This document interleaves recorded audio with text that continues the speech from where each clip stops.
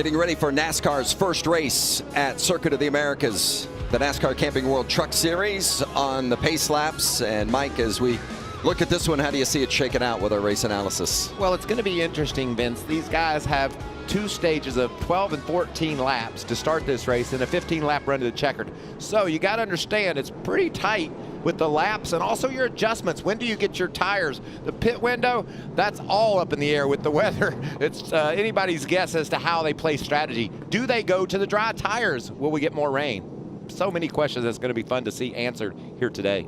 36 trucks will get the green flag as we take a look at our Toyota Tundra 225 starting lineup, led by Tyler Ankrum, who won his first career pole in qualifying earlier this morning. Joined by Kaz Gralla, who Mike says is going to be one of his favorites today. You got that right, but row 2 going to be good as well. Sheldon Creed won it the road course last year. Matt Crafton always a threat, no matter where we go. John Hunter Nemechek, your series points leader. Todd Gilliland nearly has a road course win to his credit. Keep an eye on Cameron Lawrence, runs in the IMSA ranks, and Parker Chase has a lot of road course experience as well there in row 4. Andy, Cameron's your guy. You say he could be special today if this rain continues. He's a front runner, and I think he's going to be really strong if this stays wet. Zane Smith, fastest in practice yesterday in the dry conditions. So if we switch to the slicks, keep an eye on him. Derek Kraus, Chandler Smith back there in row 10. Sam Mayer, he'll be solid. Timmy Hill always runs well. Grant Enfinger in the 9 this week. Paul Menard, former Cup Series regular. How about old Paul? Giving the trucks a run. Yeah, stepping. That's how enticing running here at COTA is. Everybody wants to be a part of this inaugural weekend. Such a special time. Jack Wood, the GMS driver in the ARCA Series in the mix, and Tanner Gray back there as well. Tanner had some engine issues in practice and didn't get out for qualifying, so he'll be fun to watch charge from the back, Regan. Well, Michael, John Hunter Nemechek already 2 wins this season. He has been fast in every single truck race that we've had this year, but as much of the field has very little, if no, experience down here at the Circuit of the Americas racetrack. He did get the opportunity to test here a bunch in Toyota Supras and different racing vehicles, said he feels good about the racetrack, and he was one of those guys that said, let it rain. He wants it to downpour today. Look for him to be very strong if that happens. Jamie? Oregon 20-year-old Parker Chase, Vince just mentioned him. He's a newbie to NASCAR, but not a newbie to road course racing. He races sports cars on a regular basis. He actually ran the Rolex 24-hour race with Kyle Busch last year, so this is his second and final race for KBM. This is his home track. He's raced here probably more than anybody else in the field. Very experienced. Keep your eye on the 51, Vince. We will indeed. Looking forward to seeing his performance. And as we get a good look at the Fox drone cam, how about a couple of those onboard looks we're going to get today, Mike? We're going to get some great looks. First from Ben Rhodes. His number 99 is starting in the 11th position. You can see there we got a great view of Ben and the work that he's going to be doing behind the wheel of that Toyota Tundra. And we're also going to hop up on his bumper. See how many times he uses his bumper cam, and you can see the sprinkles starting to fall again. This is just really, really tough conditions right now. Somewhere between wet and dry. It's going to be fun to follow. Sheldon Creed also starting up in row number 2 with the visor cam. He's got that look that we're going to feel like we're riding with him, driving that truck. Just such a great angle. You know, Fox Sports, they said, who's going to take the camera cars, their trucks? We said, well, how about some guys that have won before? Ben Rhodes and Creed, so we're going to be on some tough competitors. Matt Crafton looking for his first road course win in that 88 truck. There's some wet spots, but I don't know. You keep an eye on the radar as well. There's this swirl, and I'm sure you're looking at it, but the rumor is it's about 25 minutes. There's going to be one hell of a rainstorm, but I see it could miss us as well. Yeah, that's exactly what we're looking at. Yeah, I hate to be in your shoes on that call because it's a difficult one to make right now. First yellow, you would want to do it under green, right, Junior? Yeah, I do. The conversation there about maybe switching from the rain tires to the dry slicks, and that's the radar and the weather that's in the area.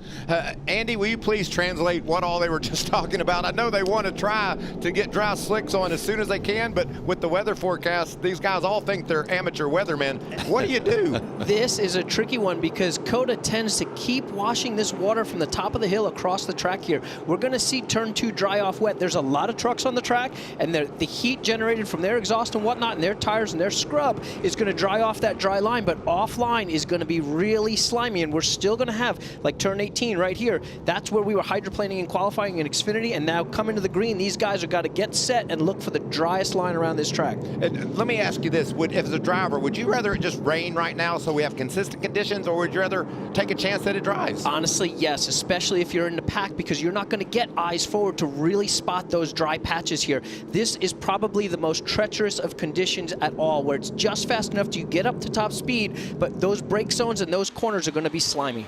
Yeah, a lot of spray, especially on the front windshields of those trucks deep in the pack. Tyler Ankrum, the pole winner, leads us to green. The Camping World Truck Series inaugural race at Circuit of the Americas.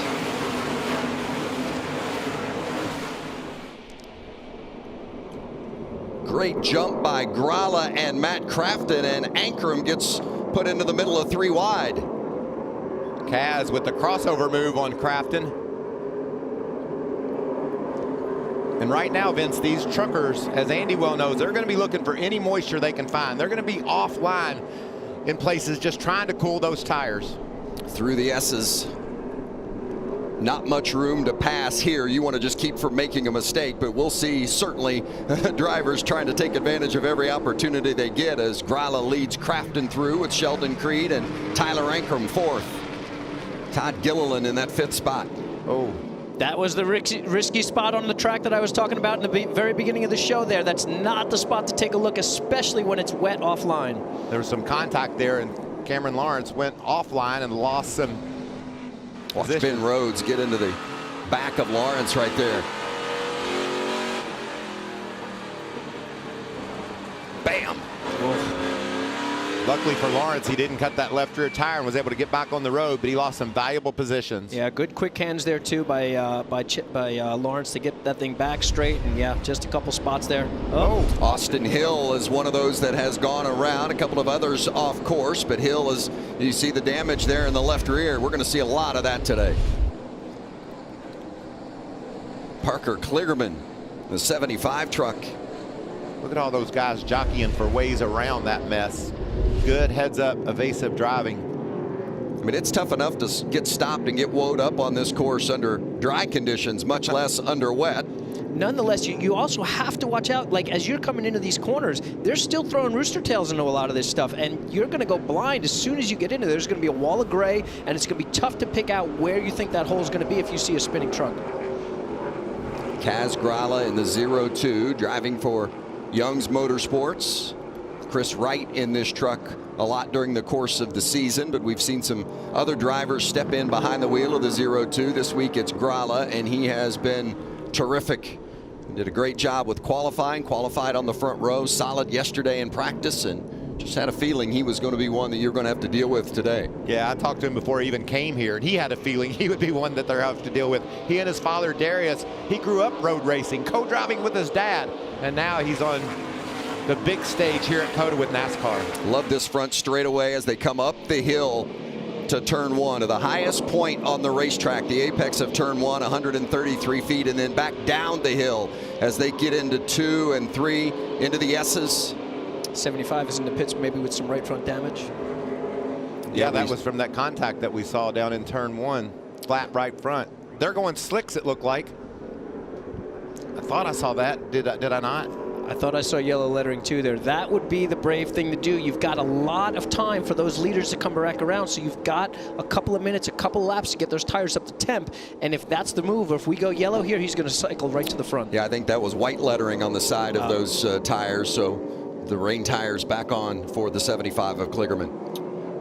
Well, it's probably a little early for that, but it's not going to be much longer now, Andy. Somebody's going to take that chance. Oh! I want to see that. I want to see that. It's always the bravest thing to do, to be the first guy to slicks on one of these situations. Jamie, what was the decision there on the 75 of Kligerman? Yeah, they came in. I just talked to the team. They said they had cut a tire on the right side, so they just changed the right sides and just put wets back on. That's a 2-tire stop, making sure they don't get in jeopardy of losing a lap. And you can see the spray being put up by the track, by the trucks, and the windshield wipers certainly being used.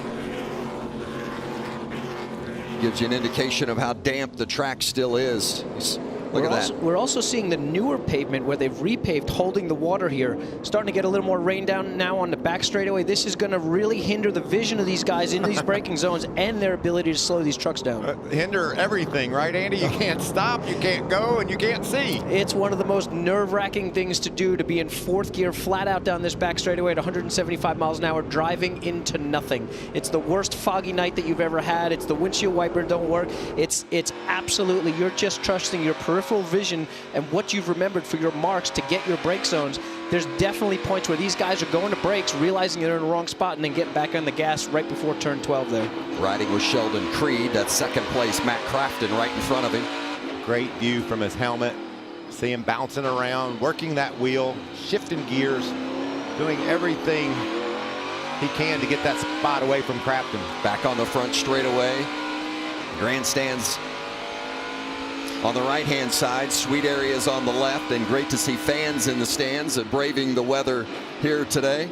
What we see the 88 doing there, that he's not really just driving down the inside to block the 2 of Creed. He's driving down the inside looking for a little bit of water. That we're drying up on the right side of the track on approach. You don't need wet tires in a straightaway. You need them in the slimy corners there. So he's trying to hit those puddles and cool those tires down so that he can make these wet tires last the entire stage. Well, he shouldn't have any trouble finding water because it's starting to rain a little bit harder all around the track. Early laps for the Camping World Truck Series. Little beating and banging already at COTA.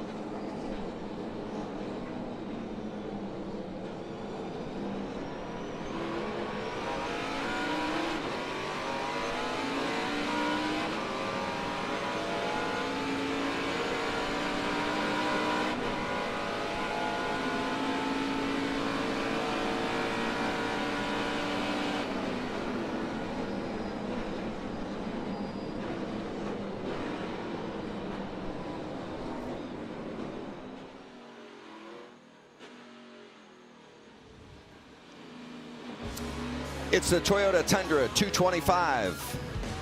Triple Truck Challenge. That's right. We got a lot going on. Yeah, the Triple Truck Challenge presented by Wampley, and we saw just before the commercial break Sheldon Creed pressuring Matt Crafton for second and eventually got him just as they came off turn 20. Well, that was a patient, calm move. He just pressed the gas, squeezed the gas down. He saw Crafton slide up the hill, took that shorter route, and was able to make it work. That wiggle for Matt was probably just a little bit of late tire hop in the back, just kind of matching that first gear downshift on the very slippery outside of turn 20 there, and just had to straighten his hands out there and give Sheldon the better line there. Tyler Ankrum also got around the 88 of Crafton, and now he's getting some pressure from Todd Gilliland as you see the fans that have turned out, and just great to see fans in the stands again and milling around down around the track and in the souvenir areas and concession areas. Just a terrific venue, a beautiful facility, and tell you what, it is fun to see these trucks getting after it in the different conditions than what we might have anticipated a week ago. Andy, wouldn't you say they've now seen it all? I mean, they've been in every condition possible, so we'll see who adapts the best. They have, except for the one that's coming up right now, and we got a couple spinners there, the one of Deegan and... Is that the 12 of Tate Fogelman, I believe, in that white truck that has come to a stop and what there these in guys, turn 20? What these guys might be feeling here is these rain tires now starting to go away. We've got enough dry spots, we've got enough G-force, we've got enough load going on these tires that these tread blocks start to move around a little bit, and you sort of get this feeling through the seat of the pants that you're sliding around a little bit, but it's really the tire flexing a lot. And then when these tires really get hot, that's when you see guys driving way offline and splashing through puddles. And tire management now, especially these rear tires on these rain tires, on these Goodyear Rains, they're getting really hot because that's a really soft compound. And as this track dries out, you're going to abuse the heck of that. And the guys that are exiting, like we're seeing Matt, he's driving super fast, but he's using up all the road and really using up those rear tires, where we're seeing Gralla kind of patient, turning around the backside of each corner, late apex and getting the nose straight and then driving off like that. And I think that's probably going to be a little bit better strategy to keep those rear tires on and go faster longer. You saw those two white trucks. That's the difference between first and second, Gralla and Sheldon Creed, and it stacks up a little bit further back as you see the spin here between Fogelman, as Fogelman goes around, and Haley Deegan does as well, as they did a little door banging. Looked like Fogelman tried to squeeze in under Haley, and they made contact, and around they both went. No worse for the wear, both able to continue on. Well, Haley Deegan, you talk about challenging. It's her rookie season to begin with, and then facing the road courses as she did at Daytona. At least she got a little practice today, or yesterday, I should say. And Fogelman with some issues. Is that a tire rub after the contact? They had a line that came loose yesterday during practice and had to come in and address that. So it's been an eventful weekend for Fogelman. He's a teammate, by the way, at Young's Motorsports to the driver of that truck, Kaz Gralla. Check this out. See, the field has started to spread out a little bit. Check this out, Vince. When you have a problem like you saw Fogelman, you lose all those dots. Look like little Skittles running around everywhere, and Tate's the last one. You see the 75 bend to pit road, Clearman. He's already caught the back of the field, so he's got a fast truck. These guys got to keep in mind how long this track is. When we go to places like Road America, it's the same thing. If you have a tough first stage, don't overdrive it to try to make up 1 or 2 spots from a half a mile back. Chill out. There's 7 laps to go in this 12-lap first stage.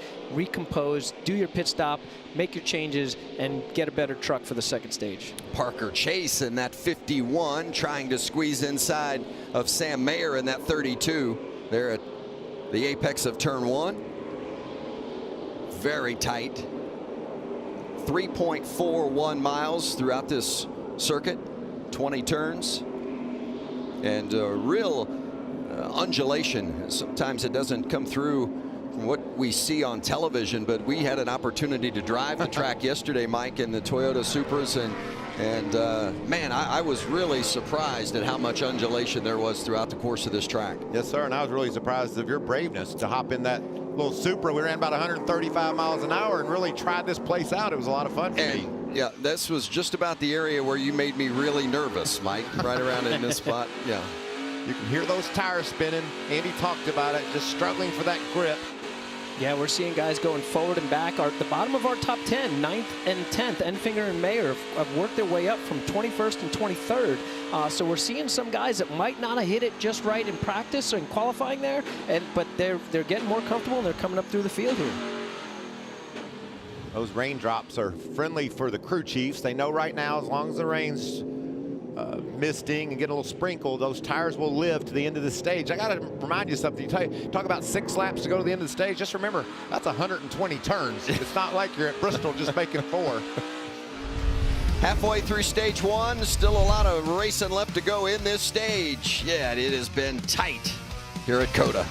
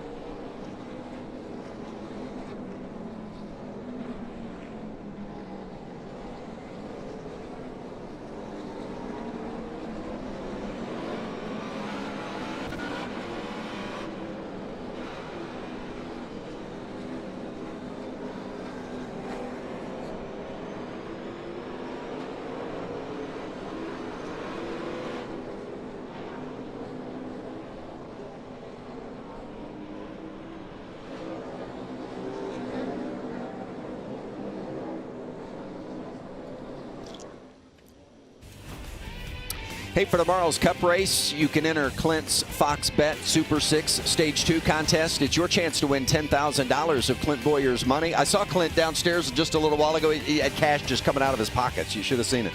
Just download the app and pick 6 race outcomes about Stage 2 for tomorrow's Cup race. It's your shot to win. Free to play. Don't miss out. Play now while there is still time left. Hey, and speaking of giving away cash, $50,000 going to the winner today as the Triple Truck Challenge presented by Wampley. This is race 2 of 3, and if Sheldon Creed should win, it wouldn't be just $50,000. You win 2 of the 3 Triple Truck Challenge races, it's $150,000. If you win all 3, that's $500,000. And of course, Creed won the first race of the Triple Truck Challenge, most recently at Darlington. Look at this battle. Ben Rhodes ducked to the inside of John Hunter Nemechek.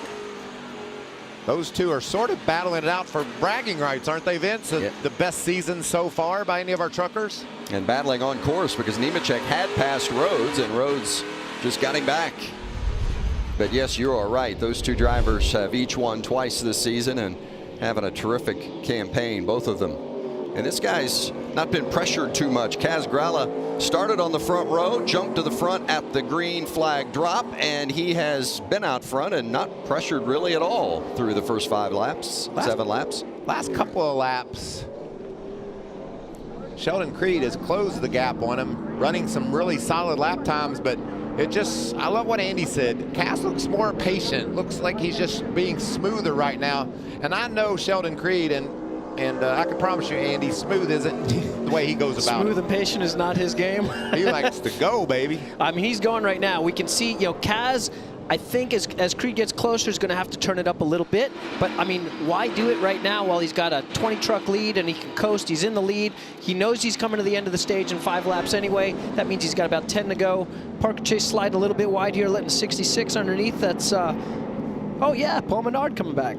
Yeah, great to see Paul back in the series. And you had to figure once the race started today, Paul would move toward the front with his experience and knowledge of road racing. Hadn't been in a vehicle in a while, and he's getting the rust knocked off. Yeah, I was in the Xfinity race that he won at Road America a bunch of years back, and definitely a solid road course guy. I was actually his teammate about 18 years ago in a touring car thing before he even went to NASCAR. Very quick guy, very good study, gets up to speed quick, and obviously climbing right back into these trucks and knocking the rust off and going fast. Wow, yeah. You're getting to be about as old as Boris said, aren't you? Easy does it. Menard running a 5th truck. There's Paul in that 66 running a 5th truck out of the Thorsport camp. And they'll run a 5th truck a few more times this season. In fact, Ty Majeski going to get an opportunity to run with them some this year. Well, that's cool. Yeah. Be good to have Ty back. Lawrence. There's Christian Eckes, and you were talking about Timmy Hill a moment ago, and there he is in the 56. 3rd truck in line there, Cameron Lawrence in that red 33, and there's Eckes for position in the 98. Eckes splitting that 98 truck with Grant Infinger this season.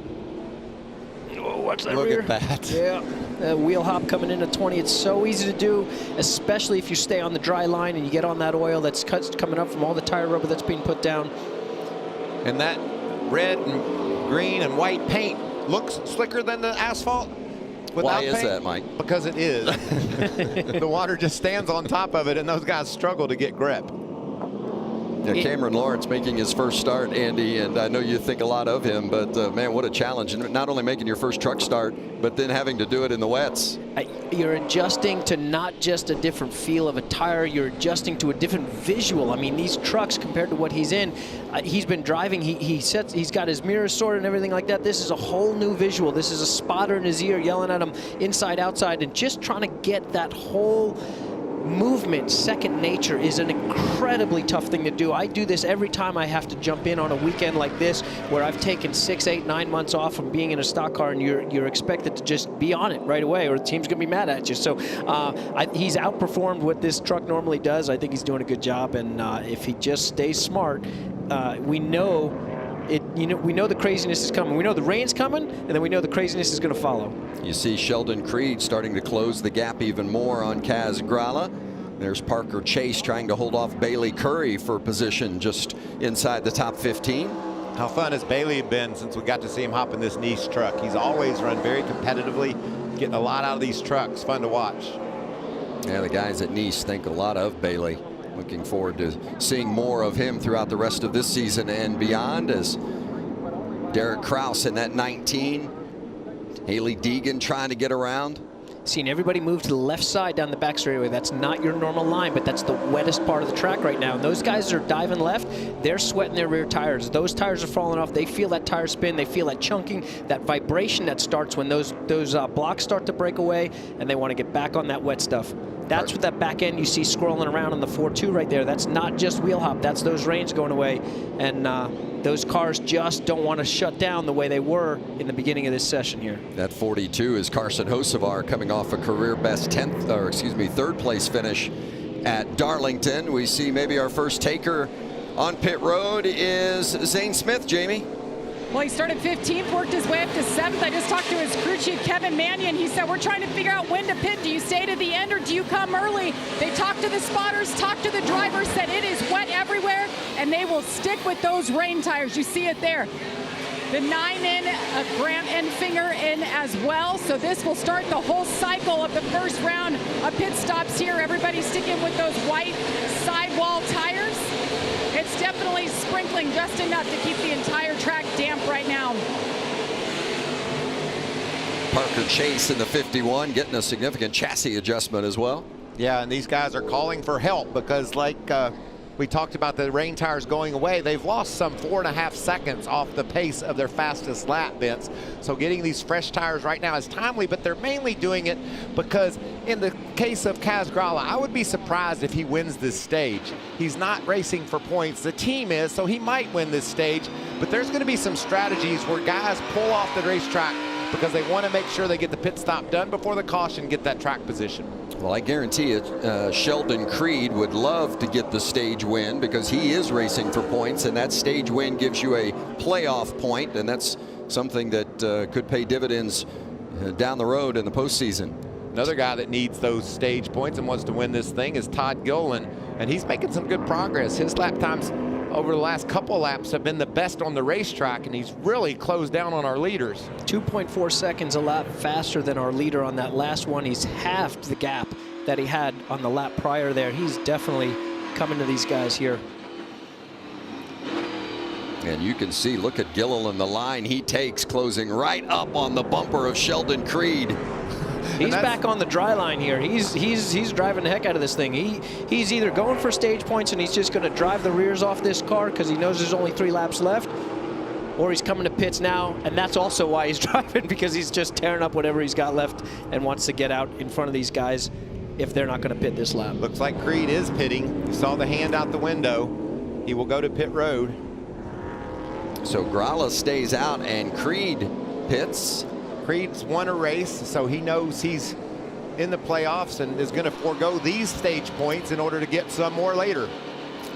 Regan is down there awaiting the arrival of Sheldon Creed in his pit box. Speed limit 40 miles per hour on pit road. Regan?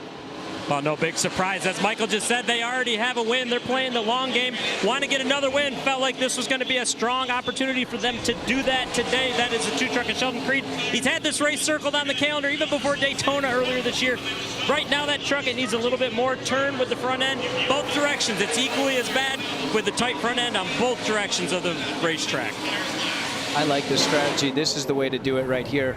He's going to come out. He's going to cycle to the front here after these guys take their stage points and go.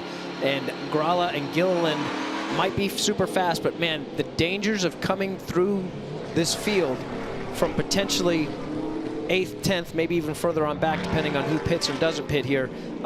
That's something I want a clean nose. I want good tires. Sheldon can leave the pits here and kind of chill out, not abuse the rear tires, and have a great car to start, great truck to start the second stage. And these two are the opposite of chilling out. They are burning those Goodyears up trying to win this stage. I was going to say Sheldon Creed may be giving up the stage points and the potential stage win to position himself better as we move forward in the race. No, it's all about that. And it depends on your agenda. These cats, Gilliland, Ankrum, we've talked about Ankrum's struggles this year. Picking up these points to the end of this first stage is very important to these teams. You see up the track map up at the top of the screen, top right-hand portion, the 0-2 of Grala as they get into turn 12, that hard left-hander after the long back straight, and Gilliland is right behind him. And this is a complex section of the racetrack right here, Andy.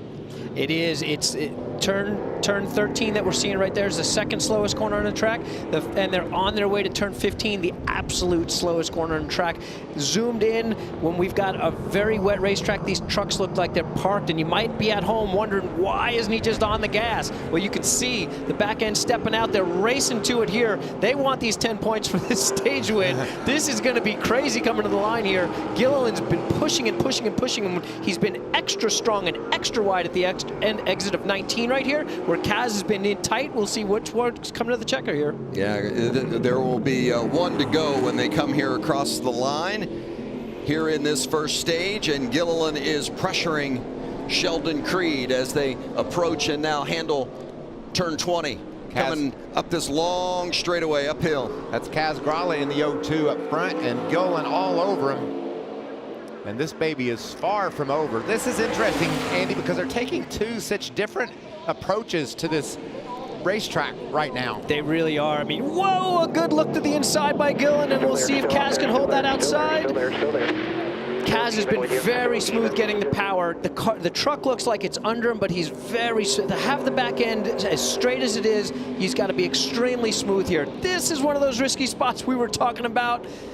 And boy, now we're going to get single file through here. Kaz has got to recompose. He's stayed composed, but he's got to recompose, look for a good run through 6 on his way to the end of the stage here. Boy, they raced one another clean through there, didn't they? They did. That was awesome to see, the fact that they were able to battle that tightly and there was no contact, especially when you throw in the conditions. I think Todd believes done correctly. The run from 19 to 20 could be the key to him making this pass and getting this stage win. A lot of racetrack between here and there, though. Yes, this run off of 11 is going to dictate a lot of what they're doing. We're seeing Todd really hard on the brakes here. Kaz with a left front lock up here, and that's gonna let the 38 through here. But again, Kaz so smooth back on the power here. Oh, crossover. How about the crossover? Great move by Kaz. Messed up entering, made up for it exiting. It's the final lap of stage 1 as Kaz Grala trying to hold off Todd Gilliland for the stage 1 win. And look at the water, the spray that's coming off those trucks, as you can get an indication of just how wet this track still is. And again, so tight now as they come off turn 12. The car control of these guys is outstanding, and the aggression is like this is the last lap of the race, not the last lap of the stage. Wow, look at the move. Uh-oh, sideways. Is Grala gonna hold him off? No, Gilliland gets it. He's got to smooth it out now. He's been very wide at the exit of 19 here, and Kaz we've seen be real tucked up. He's got to just run it smooth, and he's got this. Yeah, what a great move from Todd Gilliland. Pressured Kaz Grala. And eventually Grala slipped up just enough to open the door, and Todd Gilliland grabbed the position. Comes off turn 20. And heads to the green and white checkers. Todd Gilliland wins stage 1 at COTA. That was awesome, guys. What a great battle. That was a statement. He wanted that from way back, from many seconds down. That was pretty wild. Well, if stage 1 isn't any indication of what we're going to have today, it's going to be a thriller.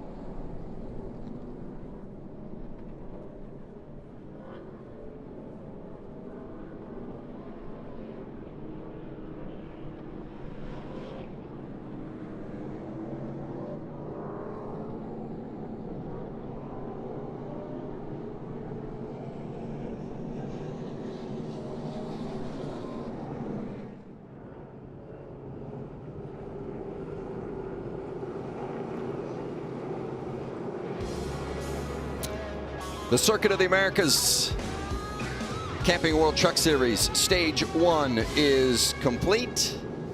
And Todd Gilliland outdueled Kaz Grala down the stretch of that last lap and finally made the pass and got the Stage 1 win. There's Gilliland in that 38. And watch this, man, he hounded him for so long, and then finally the door was open. I love what Andy said. He just drove it like it was dry, you know? He just put it where there was a little bit of fresh pavement and really abused those Goodyears. But what a great job of making this move. And what a great comparison of two different opposites. Jamie Little. Tyler Ankrum in the 26 started from pole for the first time this year. Those tires just fell off too quick for him. Otherwise, the truck was pretty good, tight on the long run, so they're going to free him up just a little bit. Kaz Grala, a heck of a run there in the opening stage. A 4 out of 5 tight through the center, so that's his main concern. Wants to free him up a bit as well, and 4 rain tires going on. Regan. The 88 of Matt Crafton, a good start to this race, but not happy with that truck yet. Absolutely plowing tight. We're hearing a lot of that up and down pit road. And the 38 of Todd Gilliland, that race car, pretty good right now for him. Just lacks a little bit of drive off. Boy, the way Gilliland chased down Kaz Grala and made that pass, I thought it looked like it was about perfect. He certainly drove it that way. Stage 2 from COTA next.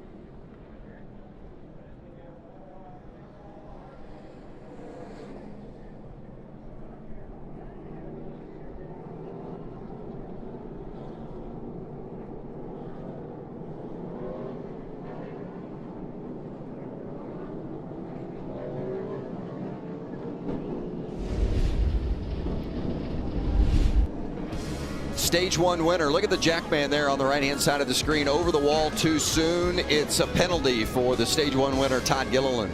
I wonder if that's a function of the fact that they're having to slow down on pit road more since it's wet to get stopped, and maybe, you know how technical throws these guys the timing are. off. The timing goes away, and the jackman just left too soon. Haley Deegan and Austin Wayne Self also penalized for over the wall too soon. So Gilliland wasn't the only one with that issue. But as the pit stops cycle through, those that had pitted earlier back in lap 9 and 10, they cycle to the front. That's put Sheldon Creed and Zane Smith on the front row for this restart. Watch these guys fan out 4 wide, 5 wide as they spin the tires here, trying to find grip on this wet surface. Parker Chase up into the top 5 in that 51 truck, so he's making good progress. Creed didn't seem to have any trouble getting rolling. Way inside. Zane Smith gets shuffled back to 3rd. Sam Mayer with a big run up the inside. That was great. Made it work too. That was a gutsy move there. These guys are now getting a windshield full. This is the first time they're back in a pack again, and they're blind coming through here. This is very, very tricky for the guys behind. Yeah, guy out front, clear windshield. Second on back, just a windshield full of water. You know, considering the difficult circumstances, we're at a new racetrack, obviously running in the rainy and wet conditions. I'm really impressed with how well these guys have taken care of business here today. I got to believe you. Believe me, I thought maybe we'd see a little more of a wreck fest, Mike. Well, Andy, this is the view you want. Just what Sheldon Creed has. You want a clear view out your windshield, but you're certainly not going to get that very often. Can you tell people at home how difficult it is when you can't see to do with the job that these drivers are doing? I mean, we see Sheldon there. He doesn't even have his windshield wiper on. He's got obviously a good guy doing his Rain X and his defogger. Everything looks good and clear. As we get to about 2nd gear and we get to the new asphalt, we see that line right there. As these guys are beating and banging out of turn 11 here, that's where you're going to see middle of the back straightaway here, that wall of gray. If we can go to somebody on the in-car mid straightaway here, it is very tricky to even come close to spotting your brake zone on entry here. Tough for our cameras to see the trucks. It's very tough inside that truck. Hey, speaking of our cameras, I mean, our guys have been here since before 6 o'clock this morning, and it has been a long day in the rain. It has rained just about the entire day, and we've got plenty more to go. I mean, we've got an Xfinity Series race after this one, so a long day for our guys and gals on the production side, and our tip of the cap to them for all their hard work and an effort that allows us to bring these pictures to you. Thank you. As you see Creed bring through the field as we are in the early laps here of stage 2. Matt Crafton had a nice top 5 run in that first stage, and now he's all trapped back in traffic. I bet you he could tell you a little bit about the deep view. Watch this mess. Somehow they managed to get 4 wide and don't crash. Here they all come, and then it's like a funnel. You got to squeeze back in, and look at that mess. Can't believe we didn't have somebody get around there. Parker Chase somehow managed to hang on to it while Eckes. Again, we're seeing Circuit of the Americas show us some great races 4 and 5 wide. Our race here now for 2nd place. Zane Smith in the orange 21 and the red and yellow 9 is Grant Enfinger. Don't you just love the job Grant Enfinger's doing in this 9 truck? I mean, he's putting that thing right up front, contending week in and week out. And it looks clean. He's come from way back in the low 20s, 23rd or so, back up through here, and it doesn't look like he's got a dented fender on it. Driving for Cody Rohrbaugh in the 9, normally in that truck, but Grant has had a couple of opportunities in it. Good Sam joining that effort this weekend in the 9 truck, along with Camping World behind him on Sam Meyer's truck. The inaugural running for the Camping World Truck Series at COTA, Stage 2.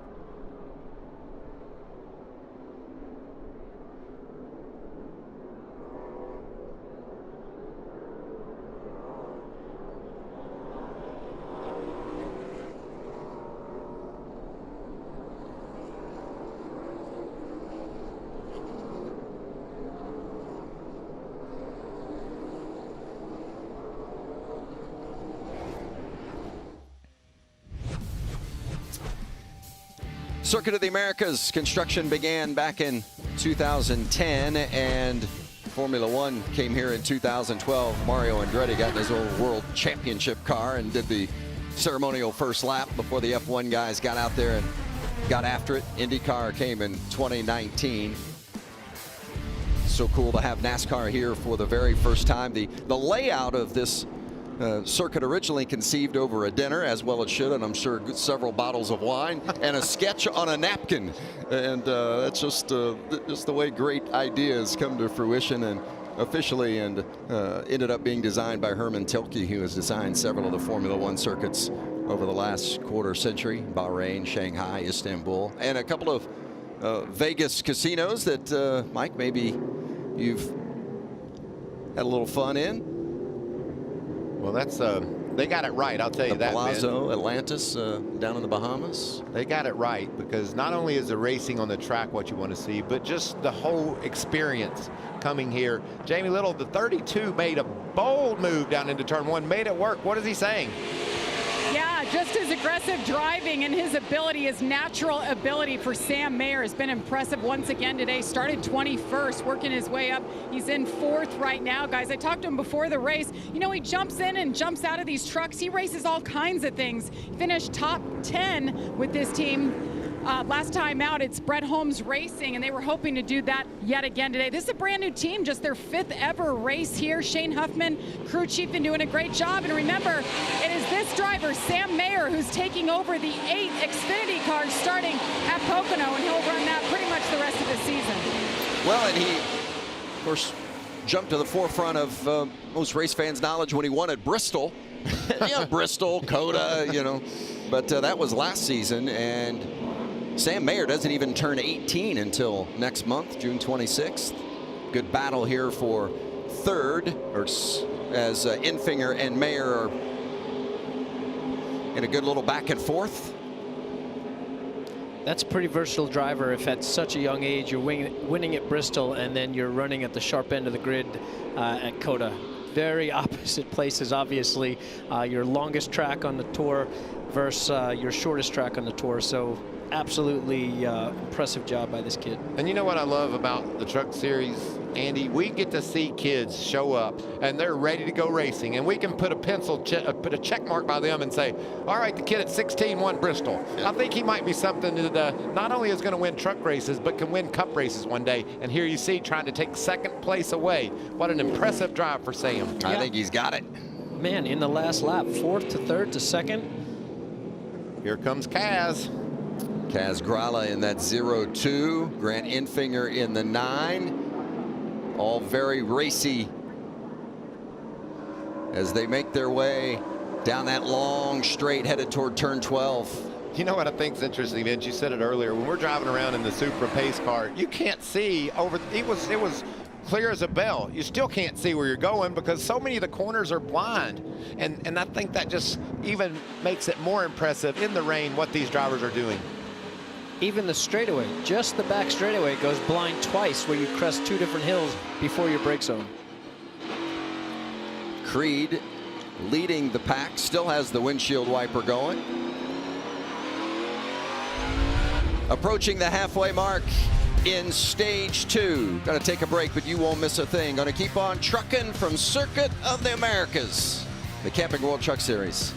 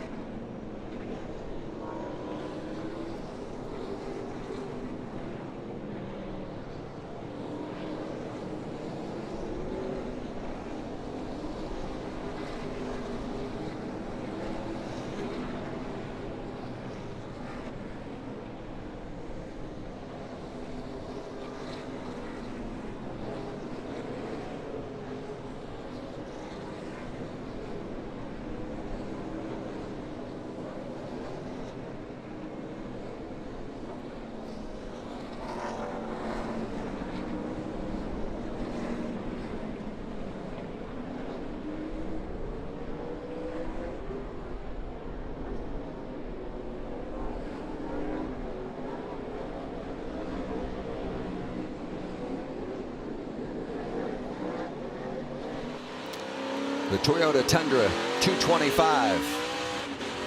Circuit of the Americas. NASCAR's first stop here in Austin, Texas. It's a triple header weekend. Camping World Truck Series on track now. About halfway through stage 2. Xfinity Series race later this afternoon. Cup stars will be on track tomorrow. Sheldon Creed continues to lead. He led 17 laps on the road course at Daytona. Didn't get the win. Ben Rhodes got that one. Let's take a lap around this circuit as he exits turn 1. I love this. Andy, you can talk about how much G-forces, how much load, not only left to right, but up and down he's experiencing. The biggest thing right now, it's not a lot of G-force, it's not a lot of load, which is actually the trickiest part here because he's just feathering in and out of that throttle, turning those wheels very smoothly. He's not cranking on the wheel. He's not just wrenching into the corner. He's trying to be as smooth as he can. And if we had a foot well and we could see that foot cam and we could see his foot on the gas, there is no big loud noise flying out of those pipes. He is just creeping in and out. He's going from like quarter throttle to half throttle, back to quarter throttle, maybe 3/4 throttle coming out of 9. It's barely ever full throttle until he checks out of turn 10 on his way down to 11 there. You are tiptoeing and just dancing on the top of the contact patch of these Goodyear rain tires. Strong run down to turn 11. Hear that shift? You've got to almost over blip these shifts. So as these guys come in, the left foot breakers are just going to blip the gas as it comes, like say, out of second gear into first gear. And as it's right in the middle there, they give it a little blip to match the revs so that you don't get that wheel hop in there. As it gets wetter and as we see more drops, and we now see Sheldon, who was not running with his windshield wiper at the start of the stage, it's on now and he's ready to go here. We're probably getting some little bits of mist on the back end of the track, and that's what's going to make that wheel hop matching those revs much more. Zane with a left rear. Problem for Zane Smith for sure, and Zane has... He's got a long way to go, Vin. It's the worst place to get that flat at the top of turn 1. He's got 3.41 miles to get back to pit lane now.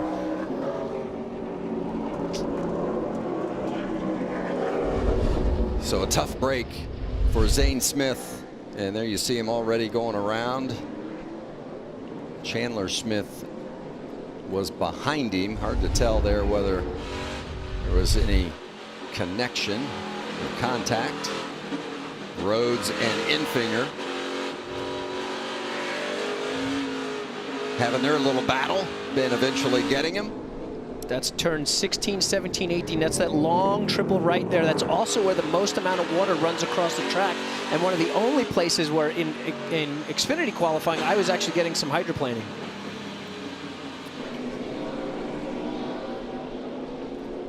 That's John Hunter Nemechek behind Rhodes and Infinger. Just a quiet day for John Hunter. Just top 10 all day, solid, but hasn't shown all the speed. But this guy has nearly won that first stage. But Kaz Grala, I think, has improved his truck. He's been able to run down Sam Mayer, put him behind him, and now starting to close in on our leader, Sheldon Creed. Heading through the S's. There's Creed, the leader in the 2 truck, and Grala coming up in the 0-2. Sam Mayer there behind him, and Tyler Ankrum, our pole winner from earlier today, running 4th. And there's Ben Rhodes in 5th.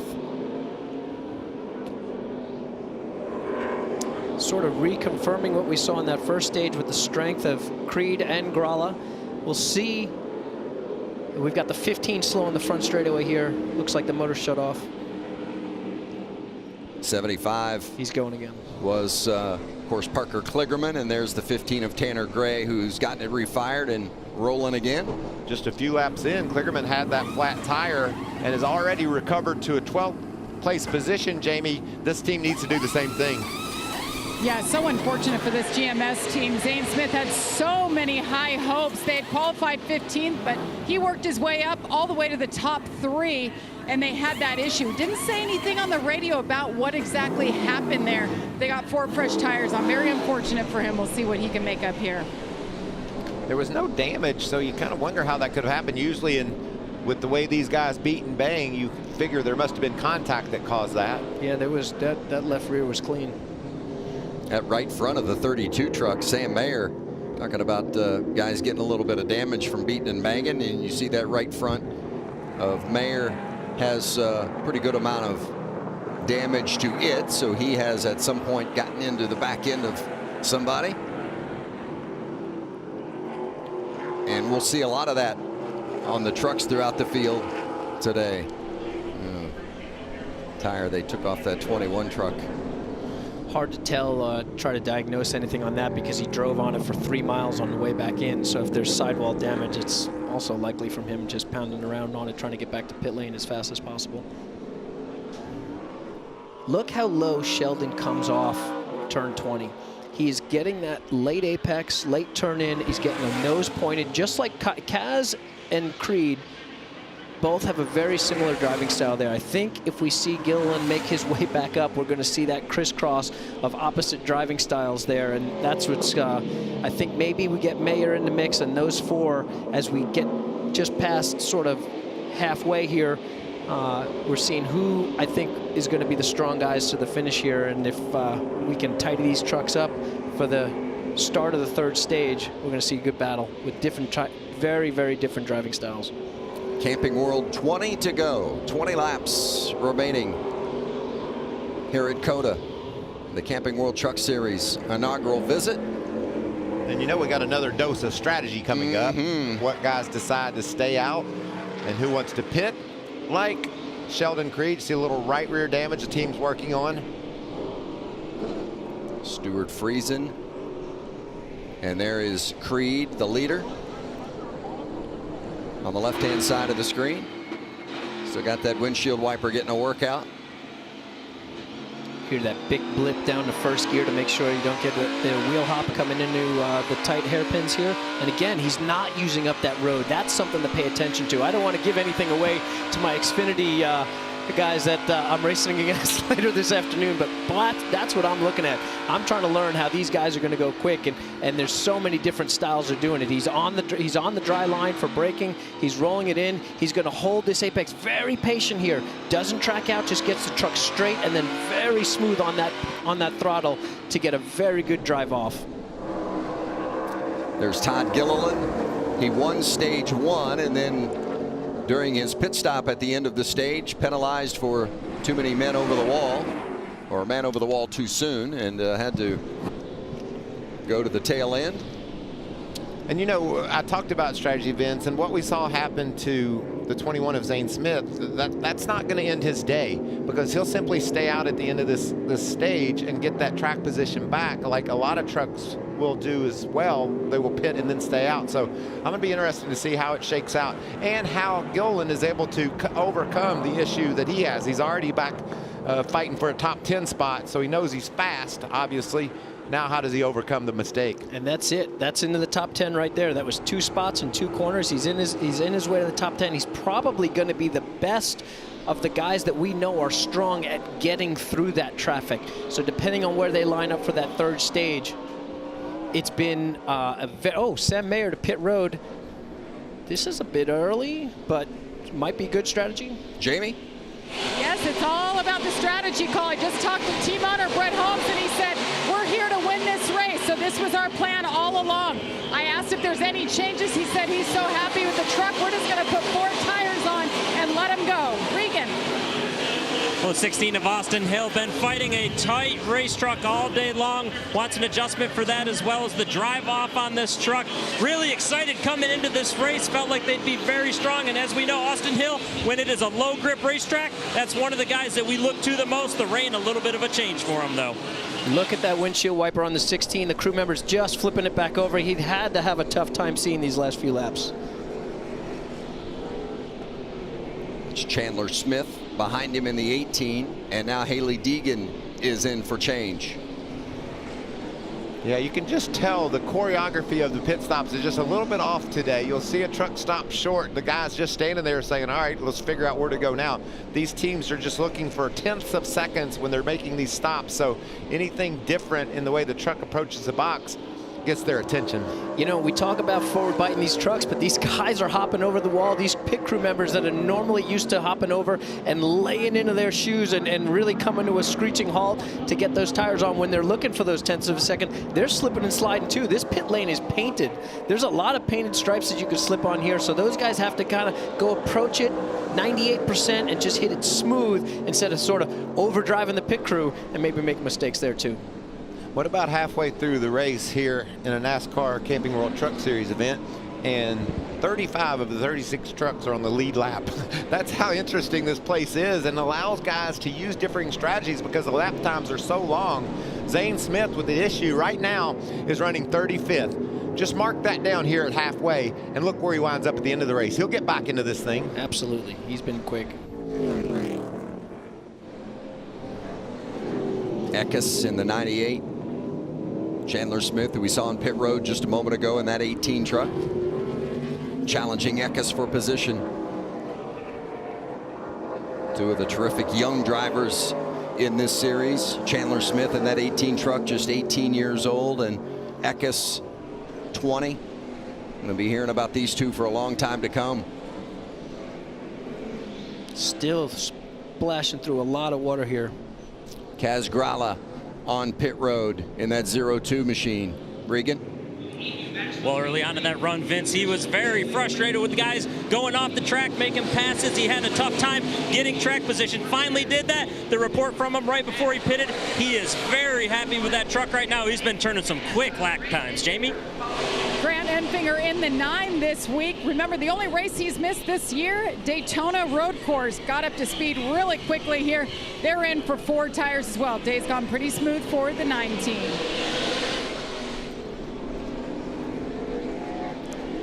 Final laps here in stage 2. Andy? I've been talking about Creed. We've been talking about our other strong runners, but looking at Ankrum here, I'm looking at his lap times, not just the fact that he's in second place, but he's been slowly creeping up here. Fastest truck on the last lap here, definitely going to be a contender here at the end of the race. He's been sort of sitting right around that 3rd, 4th, 5th, 6th, just being quiet and chilling out, but man, his truck is quick. Yeah, and we've seen that all year, Andy. He's just had some issues along the way, but always fast and always competitive. Be good to see them string together a few finishes without any issues, and they'll all be in the top 5, I can promise you. Thor Sport crew going to work on that 98 of Eckes. It's been a terrific season for the Thor Sport organization. Rhodes with a couple of wins already. Crafton 5th in the playoff standings coming into this race. Johnny Sauter top 10 in the playoffs as well, and Eckes and Grant Enfinger teaming up on that 98 have made it formidable, as Tyler Ankrum is now hunting the race leader Sheldon Creed. 2 seconds faster than him on that last lap here. Maybe Sheldon's coming to pit, maybe Ankrum's coming to pit, but either way, he's been quick and definitely the truck on the charge right now. I like getting a playoff point, don't you, Vince? I hate to just give that up. If it weren't for that, the stage points, you don't need them, but the playoff point's important. Well, the 30 has gone around. That's Michelle Abadi, and going to try to get back on course, and it's hard through that wet grass. Able to do that, not throw up too much mud onto the racing surface. Seeing a potential penalty for John Hunter. I'm hearing uncontrolled tire, Andy. Jamie Little, Tyler Ankrum is in. Tyler Ankrum's truck just getting better as they run. He was too tight earlier, so they made some adjustments that really seemed to help the 26 truck. Tyler told me yesterday this is the single biggest challenge he has ever had in a truck, but he's making the most of it for sure. Regan. Everything going so smooth for Sheldon Creed so far today. That truck got better on this last run. He needed to have a little bit of turn. They got it just a little bit too free with the back of the truck through the infield sections of the racetrack right now, but happy otherwise.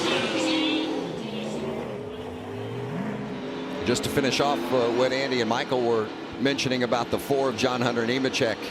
Uncontrolled tire penalty for the 4 of Nemechek. As you see, Ben Rhodes in the 99. He's going to pick up this. Has assumed the lead. He's going to pick up this playoff point. Wants to stay out. If he can hang on for a lap. got Matt Crafton bested by about 4 seconds. So just creep to this checker, green and white checkered. That's what it looks like from the bumper of the Ben Rhodes truck. I don't like that, man. No, I don't like it either. Thank goodness that's not the windshield view. Thor Sport running 1-2. Great run for Matt Crafton. Just steady, consistent driver. You know he's going to be good. Nice to see him up there running right in the second position. Creed working his way back through the field after that pit stop. He's already back inside the top 5. Only thing he really is giving up is the win of the stage, but that's how important he thinks track position is. Be curious to ask Regan and Jamie, do we think that they will pit again in this final stage, or will they run it to the checker? The times are really falling off. Watch the right front here. Oh, that's what we were talking about. Tire right carrier. On that paint. Hard to put that power down as a crew member. Right on. Down goes Frazier. Slowed down that stop a bit, as you would expect. He's still in really good position here. He's going to end up lining up P2 after the wave buys. Strong truck. Him and Creed, man, they built up such a gap that they're out here already in the top 5 before the pit stops. Here's a look at that 26 of Ankrum. Like that combination of colors on that 26 machine. There's Ben Rhodes heading toward the line to get the 1 lap remaining here in stage 2. Coming off turn 20. Along the front straight. The pits to his left with some suites above and the grandstands to the right. Climbs that hill 133 feet up to the apex of turn 1. It's more fun going into a corner wide open uphill, isn't it, Andy? So you got the... It is way easier to get on those binders and try to shut that down. But with COTA, the tricky part of that is it's only fun for about 3/4 of the way through that brake zone, because in the last quarter, you crest that hill to a plateau, a tabletop, if you might say, and that front end gets light right as you're turning left. So as you creep into the corner, you start to come off that brake. That front end gets a little bit light, and it's really easy to hang up that left front. And in the rain, it's not such a penalty to carry a wet tire, sliding it a little bit because it won't burn it down. In the dry, if we get some dry stuff for the Cup race tomorrow, or maybe for the later end of the Xfinity race today, that's a long time to drive on a flat spotted tire back around if you do some serious damage to it. Rhodes off 10, headed to again another heavy braking zone in turn 11. And then the long drive down to turn 12. See what kind of speed they build up here in that 99 as he again heads toward the heavy braking zone of turn 12. This guy was really there impressive. on the left-hand side of the screen. Yep. He was really impressive at Daytona. We spoke a little bit beforehand, and I could tell he was very level-headed, and man, just went out there and put on a show. He gets it up a little bit faster than we were able to yesterday in that super event. Yeah, thank goodness. Yeah, thank goodness you weren't going that fast. I mean, it was tough enough on me as fast as you were going. Don't you love, Andy, looking at the outside of Ben's truck as it runs around this racetrack? Fairly smooth. Look at all the work he's doing in there with his feet and his hands, working the gas, trying to make it look smooth. What I watch from the outside when I'm watching a driver like this is those front tires, and you can see even coming off these corners here, when he's making those adjustments, you see that white sidewall with the Goodyear paint flipping in and out and in and out. This is a tricky spot. This is an especially tricky spot here because you think you've got some grip here, and then right as you cross the water here and you get on that power, it opens up. You've got to be very smooth on and off that power. Through turn 19 and headed to turn 20. Navigates it cleanly and will make his way to the start-finish line and take the green-white checkers. First stage win of 2021 for Ben Rhodes. And a playoff point to go with it. He won the road course at Daytona earlier this season. Can he make it 2 for 2 today with another win at COTA?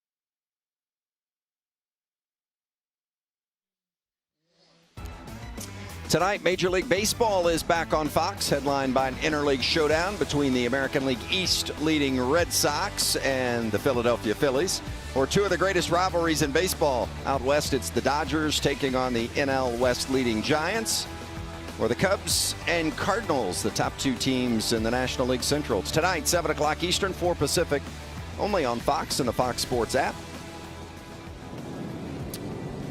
Racing presented by Blue Emu today here at Circuit of the Americas, and you can see the raindrops on the camera lens starting to pick up a little bit here in Austin.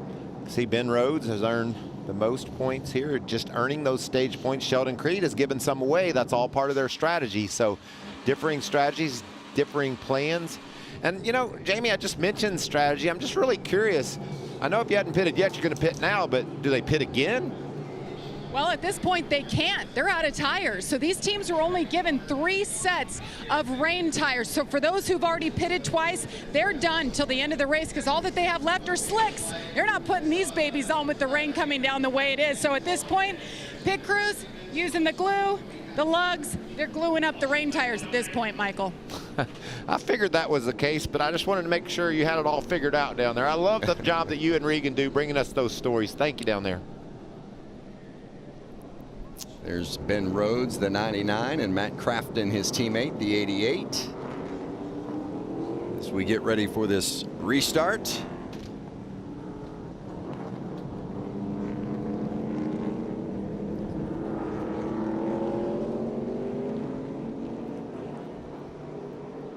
Pit road for stops.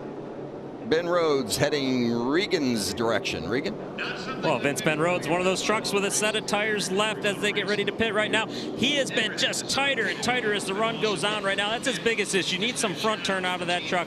The 88 of Matt Crafton, the right-handers in particular are an issue for him. Can't get that truck to go as well as he would like to through there. Asked to get those fixed. And the 19 of Derek Krause having a great run. He's been very happy all day long. Quiet on the radio. A team that really could use a strong finish. Yeah, they haven't had a lot go their way, that's for sure, Regan, that 19 group with Derek Krause. Some good fortune coming their way today would certainly be a blessing. It's been a wet one here in Austin. Final stage next.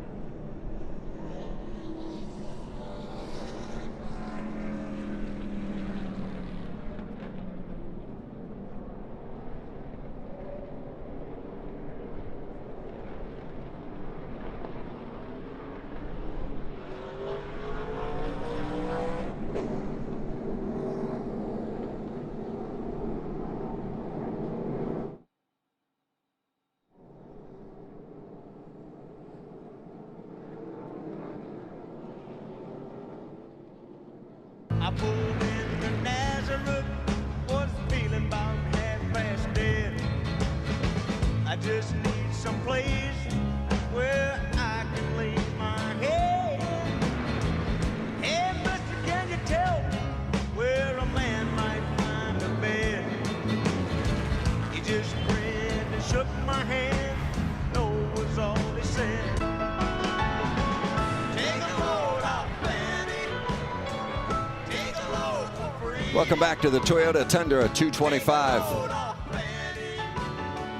The NASCAR Camping World Truck Series getting ready for the third and final stage with Sheldon Creed and Tyler Ankrum restarting on the front row. Teammates at GMS. And the green flag waves, and they'll begin that climb up to turn 1. The most important restart of the day right here. Oh, and of course we're 5 wide. Well, we can't help that, Andy. We're going to do that. Doesn't matter where we are. Fighting for position as they get through turn 1 and come downhill. Not much room to maneuver through this section of the track. Nice positioning there by Kaz Gralla. Able to pick up a couple of spots and take off in pursuit. Very tight. This is the section where Andy said don't do it. I said don't do it, and they're coming together. Austin Hill and Gilliland. That is incredible. Such great truck control, just slipping and sliding, yet making it all work out. Oh, they do such a good job. I love watching these guys. I'm trying to learn a little bit. Oh, we're sending them all up to the high groove here. Sam Mayer got in there hot. Got him a piece of a couple of trucks. And Parker Kligerman with a run around, 2 of them coming here. Great move by Kligerman. That was gutsy.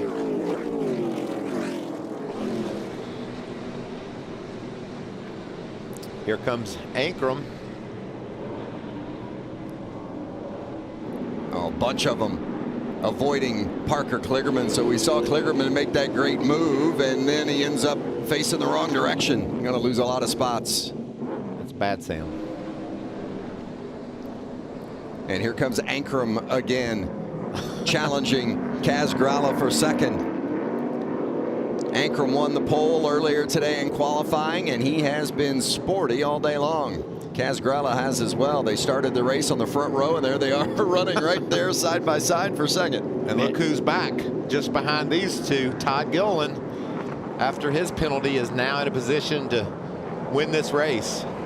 The crisscross of driving styles, all of them now choosing to use up that exit out of the tightest turn, turn 15 there. There's 13 laps to go, but that's a lot of time. That's almost a half an hour when you're driving around the wet at COTA, and they're pushing it really hard trying to get that position. They want that clear windshield. They want to get out front here. They want to be able to pace these rear tires at their own discretion here instead of having to push and keep pushing to get by guys here. Yeah, Andy, I pointed out earlier that 6 laps and 20 turns, that's 120 turns. I'm not capable of doing the 13 laps times 20 equation, but it's a lot, and that's a lot to ask out of these tires. That's 260 turns, and these guys are pushing in the blind. You want to beat that clear windshield out front, but man, we've got a pack of them. I mean, it's not just 2nd to 5th there. I'm looking from 10th back to 30th here, still in line and trying to find space to race here.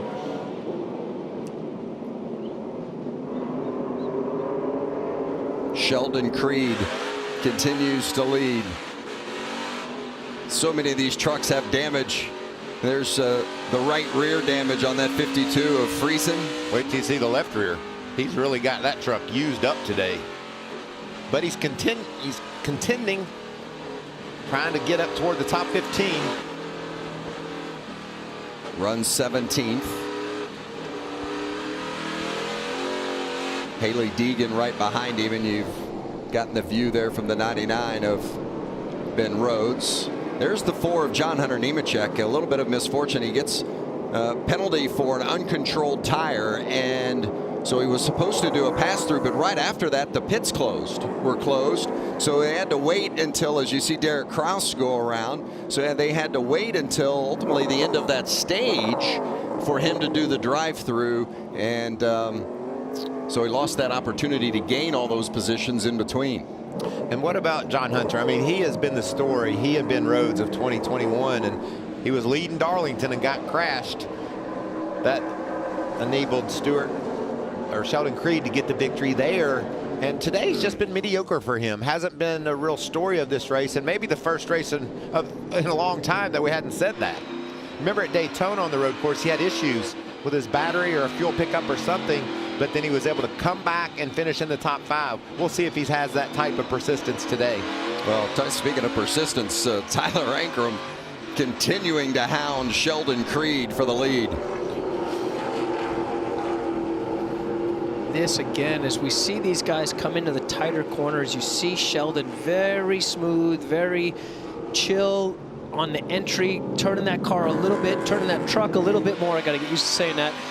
Through the middle of the apex, and then just coming off straight, where we see Tyler trying to get a big run coming off the corner, swinging it way wide. When we've got our longest stage of the day right here, we've got 12 laps to go. That's where you got to focus and maybe pay attention a little bit to not burning those rear tires up. Well, this would be huge for Tyler Ankrum. He's 14th in the playoff standing, 65 points out of a playoff spot. But if he would win this race, he'd be in, and that would really shuffle the deck. Yeah, to get a lot of drivers' attention, wouldn't it? Like, we didn't need that aggravation, but Tyler Ankrum is a winner, and he can go to victory lane any truck race we have. Today, no exception. Tanner Gray has gone around in the 15, able to keep it fired up, and we'll continue to roll it. And then the battle tightens up.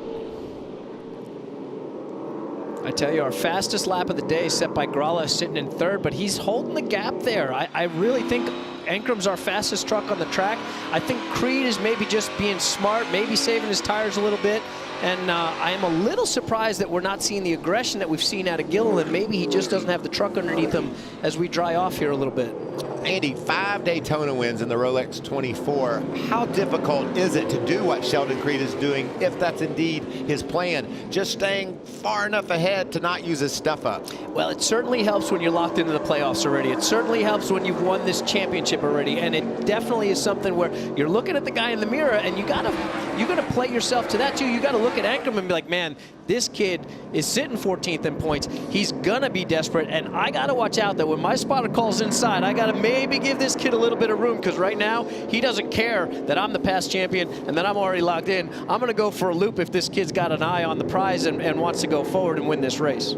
It's interesting that Creed has his windshield wiper on as the leader, but 2nd, 3rd, and 4th, who you would think would be getting spray up on their windshield, don't have their windshield wiper going. That is a little bit surprising, but I'm going to tell you something, or maybe admit to something that's pretty tough. When you are that focused and you are in that battle to the end there, taking maybe 2 seconds away to focus your eyes on the windshield wiper button and flip it up when you forgot to turn it on after the restart, or shut it off when you're Sheldon Creed and you don't need it, is sometimes too much, because you're in that battle. Your spotter's constantly in your, a couple cars around, Stuart Friesen again, turn 15. This is where one of the riskier spots to pass are, but we've been seeing it all day here. These guys have been pretty darn good. It's been pretty amazing how many little spins we've seen without any contact. I don't think, knock on wood, we've seen a truck hit a wall yet. Starting to see lap times pick up, and at certain points in the track you can see that it's a lot drier than others. Yeah, and the rain that was falling here on the front straightaway has subsided. Kaz made a tiny little mistake, just a little bit of wheel hop on that 2nd to 1st gear downshift there. Had to swing a little wide, and that opens the door. The mistake by the 02 lets the 38 of Gilliland through for 3. P3. How about Gilliland in that 38, Regan? Well, Vince, you guys are speculating about how much these guys might be saving. Take a listen to the report that we just got that they gave Todd Gilliland a few laps ago. All right, I think we got to preach to save his tires early here, because this could dry out pretty fast, just like the first stage. Agree with that. Stay on him. Play a game of chess here. The lightest the skies have been in a long time. There you have it. These guys are telling him to save his tires. They've been on the radio constantly saying, make sure you save some tire here as this racetrack does dry out quick. Man, then the thing that you've got to think about as a driver, as a crew chief right now, you know tempers are going to start to flare. You know the little give and take is going to be less now. If we end up with a yellow here, what's the crazy call to potentially go to slicks if these guys are really worried about that rain tire going away? One, in line. Tyler Ankrum continues to pressure his GMS teammate Sheldon Creed. He's there. Creed slips up a little bit. Ankrum pulls up alongside. Very tough to hold the outside of turn 13 here.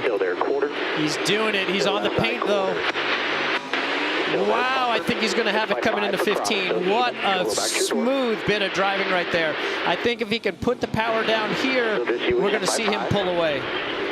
Tyler Ankrum and Sheldon Creed for the lead with 10 to go at COTA. The 2 says no and just brings it right back. That is both of these guys. This is tough to do, to be side by side through these corners. I've driven through these corners in sports cars, all sorts of cars. What a crazy roll, but now we've got 3rd and 4th coming to catch up and see if they can take the lead too. So finally, Ankrum gets the better of Creed. He takes over the top spot, and all of a sudden, Sheldon Creed has company with Todd Gilliland right behind him. And Kaz Gralla coming along too. Todd Gilliland said, y'all do that some more. That was fun to watch, and by the way, I'll be there in just a second. What a crazy day. The rain just making it more entertaining. Camping World Truck Series at COTA.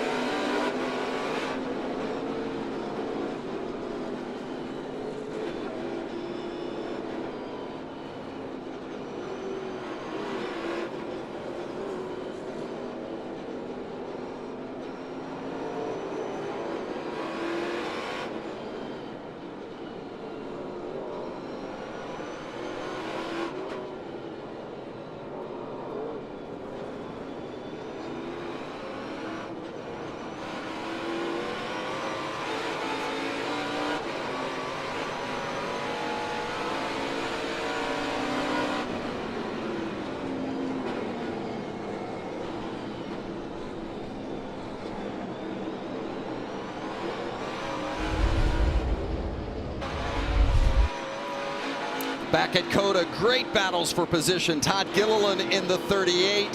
The white truck is Sheldon Creed. The battle for second. Give it to Gilliland, but give it back to Creed. That's what they've been doing all day long. Just great crossover moves. It has been terrific. And you'll see more of it tomorrow when the Cup guys get on track. The best NASCAR season ever continues. The Cup Series making its long-awaited debut here at Circuit of the Americas. Race day starts at 1 o'clock Eastern, followed by the green flag 2:30, all on FS1 and the Fox Sports app. That's tomorrow. The Xfinity Series race later today here on FS1 as well. Adam Alexander and are you working that, Mike? No, we've got Blaney and Bubba. Oh, good. That's a dynamic duo. I love listening to their energy and their description of the action. And you know, I told you they've been doing it all day, Vince. It happened again. Gilliland got Creed back. He took that spot away while we were talking about the Cup race. And now Gilliland's going to put some pressure on Ankrum. Tyler Ankrum. You see the margin of advantage. Ankrum in the 26, the race leader, and Todd Gilliland, the 38, right behind him, less than a second. That a little bit distance back to Creed.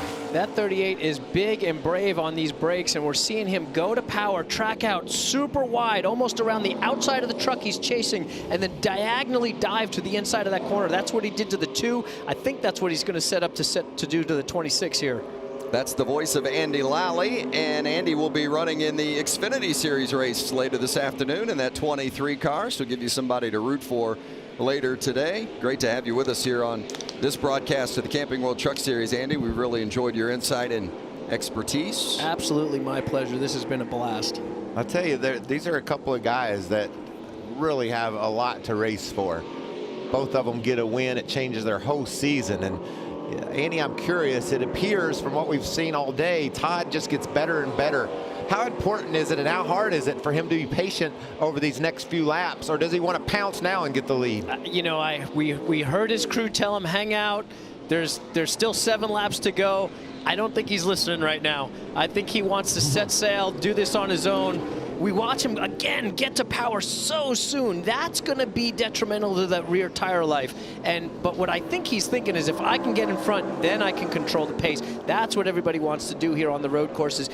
That's what Ankrum's doing. We saw Ankrum being very, very aggressive with the 2, but now he's settled down. He's got that lead. He doesn't need to drive away from these guys and burn off his tires. If he's in the lead, he does not need to budge until he's really, really pressured. But here it is. Here's that pressure coming into turn 13.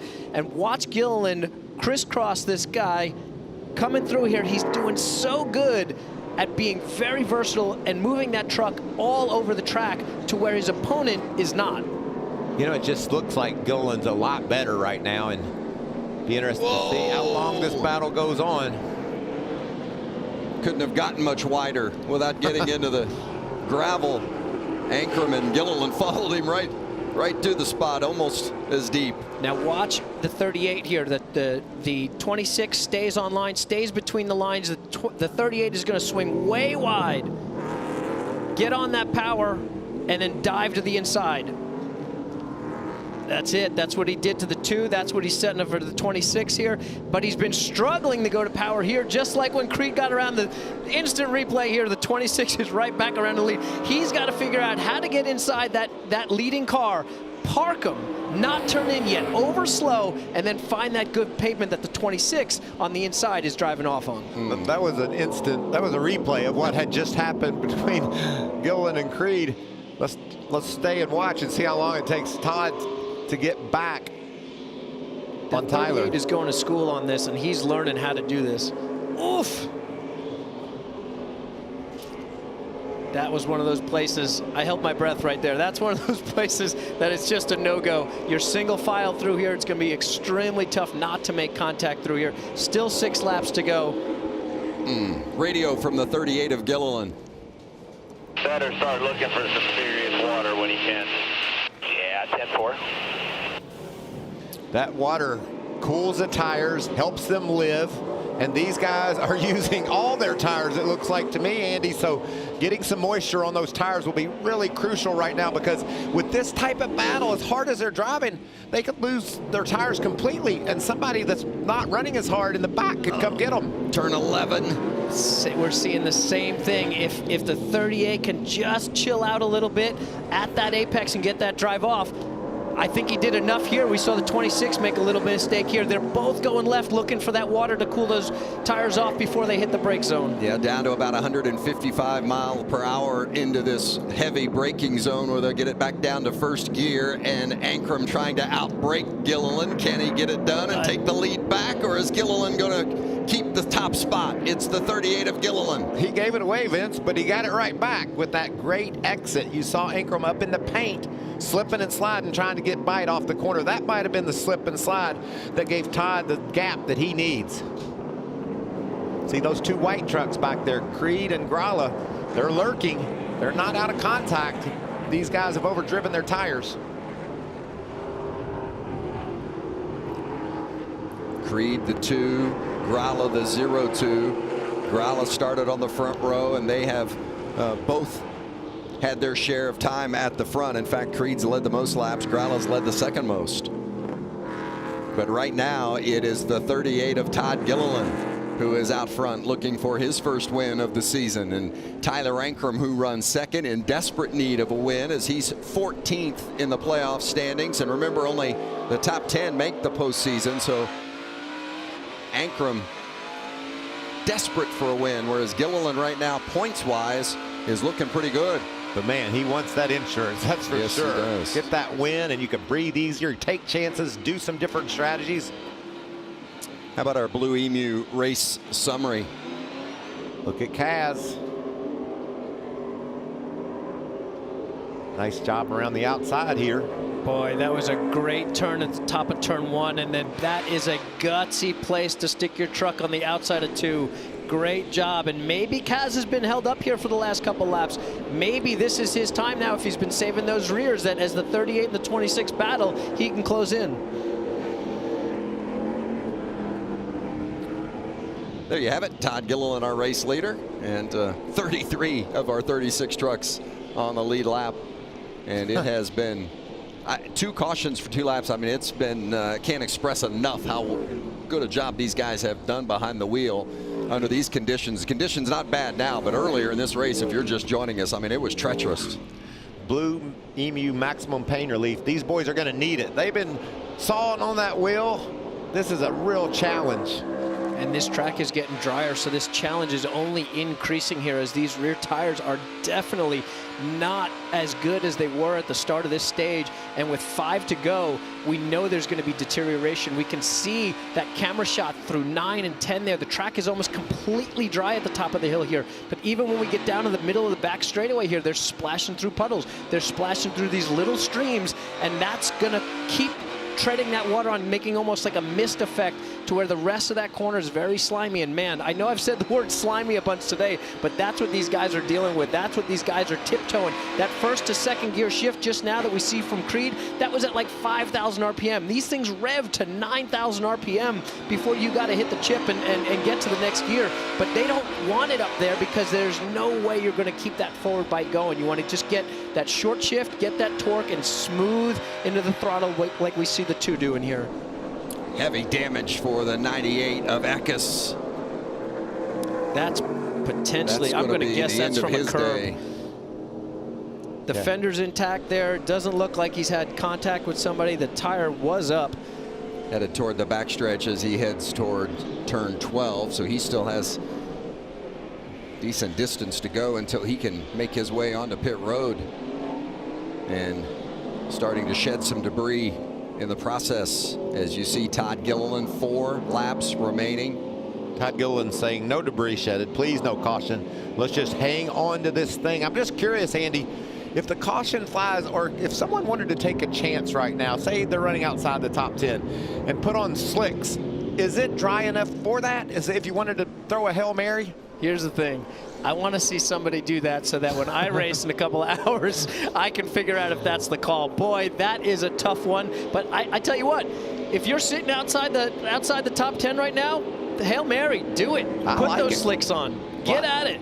You know this world enough. Is it dry enough to take that chance? So COTA is very unique, like what we were talking about. when we've got this much elevation change and we've got this much pavement, what you get is this water collection, and it could have stopped raining an hour ago, but the water is still trickling down the hill. We see turn 10 here is bone dry. Very, very dry. Absolutely, you can do slicks right here. But watch when we get to the middle of the straightaway here, it's still going to be pretty wet. And in some of the tighter, what I think we're calling the grandstand section there, turn 12, 13, 14, 15 is still quite wet.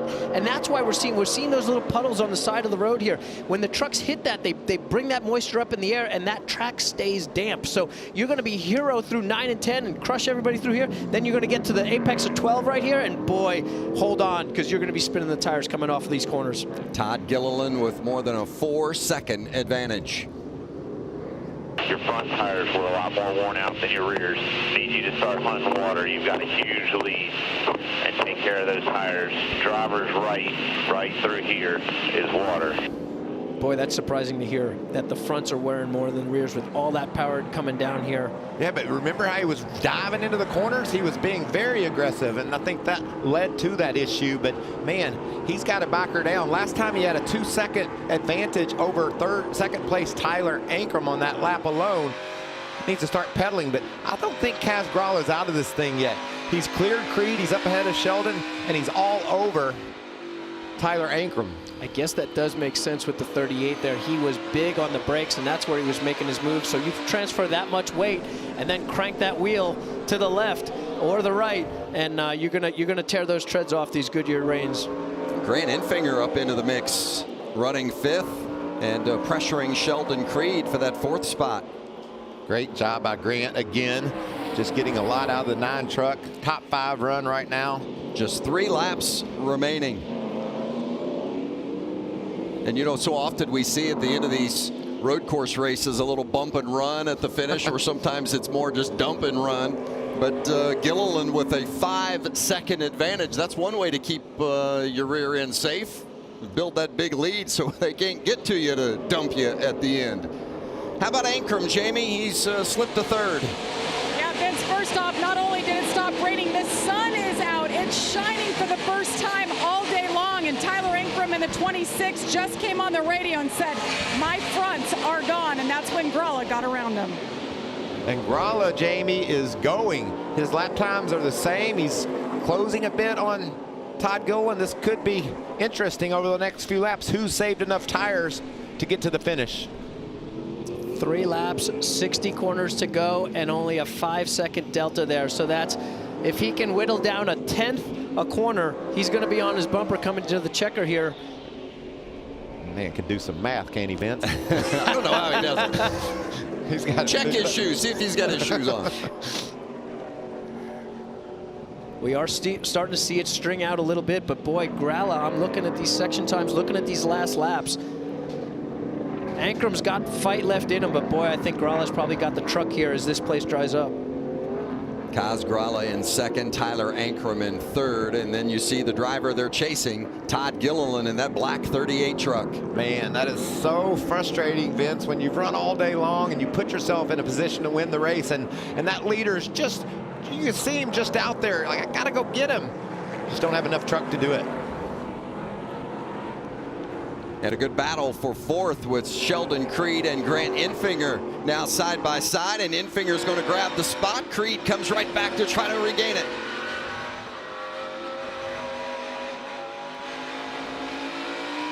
Man, I've driven around COTA for 8 years now, but I'm still learning a lot today watching these guys. I'm looking at Sheldon Creed here. That's the 2nd time he's tried to do the crisscross underneath in the 16 and 17, and I know there's a lot of guys both in Cup and in Xfinity right now looking, taking notes, seeing what these experienced truck guys are doing and what works and what doesn't, and we can apply that to our races this afternoon and tomorrow. As Creed and Enfinger cross the line behind the leader, Todd Gilliland, there's 2 laps remaining.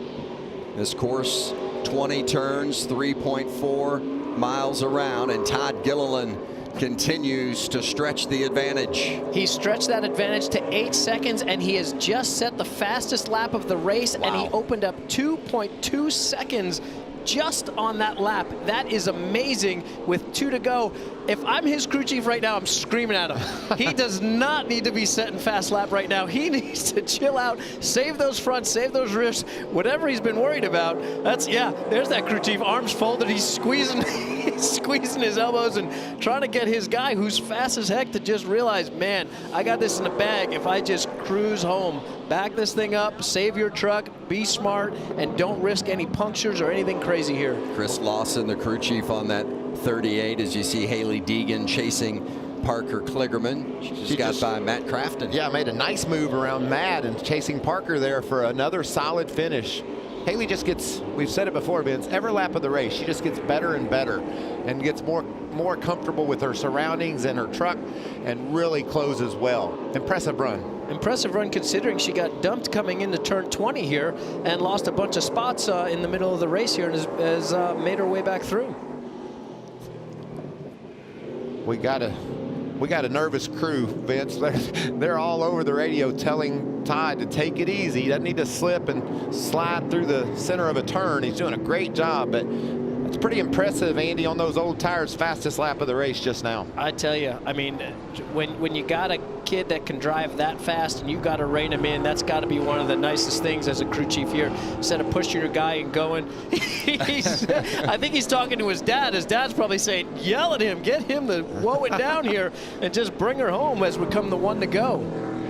Uh-oh. Oh, no. Oh, and that's Timmy Hill that has come to a stop. Oh, right. Oh, and Haley Deegan just narrowly avoids Hill, parked right there in the middle of the road. That's the exit of 12. And the leader, Todd Gilliland, makes his way through 20 and coming down the front stretch. He's going to get the white flag. 1 lap remaining for Todd Gilliland. Oh, no. And Chandler Smith has gone off track as well. Wow. Everybody fighting for position here in this final lap. And Timmy Hill got his truck fired up and moving again, so he's not parked in the middle of the circuit. You think he knows how close he was to losing that truck, Vince? Wow. Now look at Gilliland with a 7-second lead. You know, it was at Canadian Tire Motorsports Park back in 2018. It looked like Gilliland was going to win that race. And you see his dad, David Gilliland, there in the black hat and the nervous fingers tapping on the rail. But Todd was going to win at Canada, and Noah Gregson got into the back end of him, and the two of them collided, and Justin Haley came through and snuck out the win. And Gilliland, so bitter, he felt like he had that one and he deserved it, and he didn't get it that day, but he is on his way to a little redemption here today at COTA. His dad looks calm and collected, but those fingers tapping on that rail tell a different story. I'm sure he is nervous as he's ever been about these last few corners. 11 of 20 laps, 11 of 20 corners complete. He's on his way down to 12. He's just got to tiptoe through the wettest remaining section on the course. Be smart, bring it home. I'm sure his crew's on the radio telling me 7.5 seconds up and still going really fast. We do still have a battle for a second here, though. Gilliland last won at Martinsville in October of 2019. As you see, Grala trying to hold off Ankrum for second. It's been about a year and a half for Todd Gilliland since he last went to Victory Lane, and sometimes you win one, Mike, and you think, oh, I'm going to do that many more times throughout the course of my career, and it's not easy. It's not that. It's why you value those wins. And as he makes his way through 18 and heads to turn 19, he'll have a couple of left-handers left to go. He's still all over it, sideways and through the puddles. He is not taking it easy. One turn to negotiate. That's turn 20, and he'll bring it down the front stretch. Todd Gilliland wins the inaugural Camping World Truck Series race at Circuit of the Americas.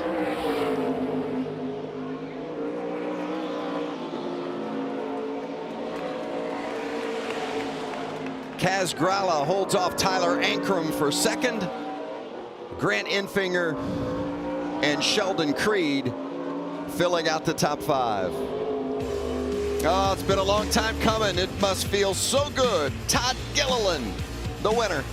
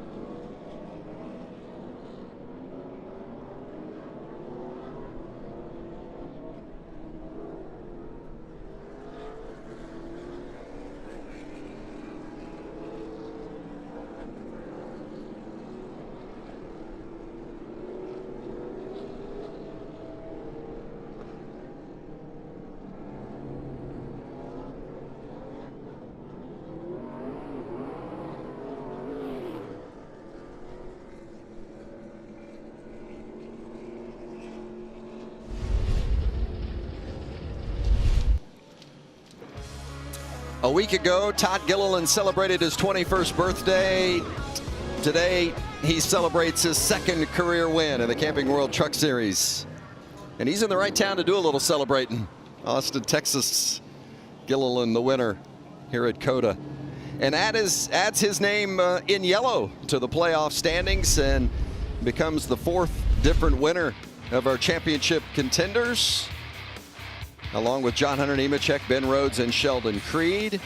And you see that Carson Hocevar moved up a spot to 9th in the playoff standings. Sauter down to 10th, and Austin Wayne Self lurking there in 11th. Yeah.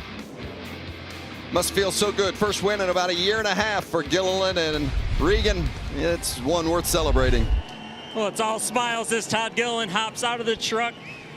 First win in a year and a half. First win for Front Row Motorsports with you in the Truck Series. Todd, it looked like you were dominant at the end of this race, so you couldn't do anything wrong.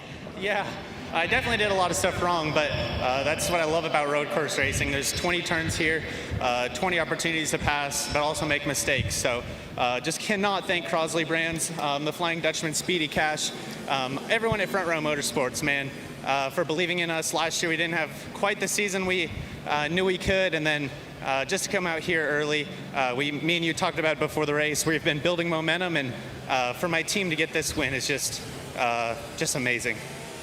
An extra $50,000, a triple truck challenge from Wampley.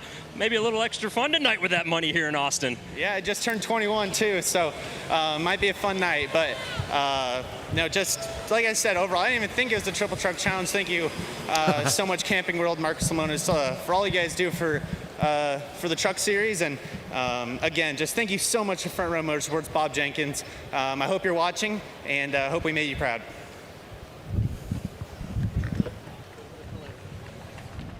And Kaz Gralla, what a run by him, led 11 laps. He brings it home second. I know you guys are whipped right now. How difficult and fun was your day, Kaz? Well, that certainly was a blast. Huge thanks to Tyler Young, Randy Young, everyone at Young's Motorsports for letting me drive this truck. It's really a pleasure when I get a chance to do so. And hey, P2, I'd say that's pretty good. I'll take it. One spot short of what we wanted, of course, but 38 had just a little bit more pace than we did there at the end. Really good work, though. I'm excited about it. Hopefully this will turn into more opportunities for me this year and beyond. Somebody step up and get this guy a sponsor. We need him in this series full time. Yes, and now we'll just move two spots over, actually.